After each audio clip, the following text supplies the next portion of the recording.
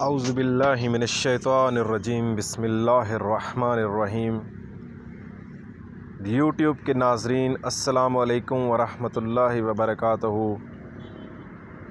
آج میں آپ کے ساتھ نہج البلاغہ کا خطبہ نمبر 6 کا ترجمہ شیئر کرنے جا رہا ہوں۔ امید ہے کہ آپ اسے غور سے سماعت فرمائیں گے اور ہمارے چینل کو سبسکرائب کریں گے، لائک کریں گے، کمنٹ باکس میں کمنٹ کریں گے۔ میرے والد بزرگوار کے لیے ایک دفعہ سورہ فاتحہ اور سورہ توحید ضرور تلاوت کریں گے۔ تو چلتے ہیں، خطبہ سٹارٹ کرتے ہیں۔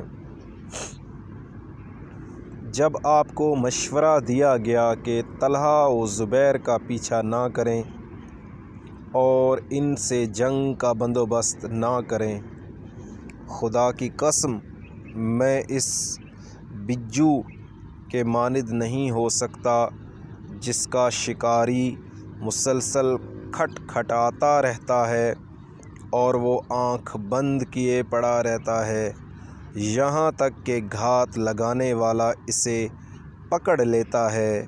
میں حق کی طرف آنے والوں کے ذریعہ انحراف کرنے والوں پر اور اطاعت کرنے والوں کے سہارے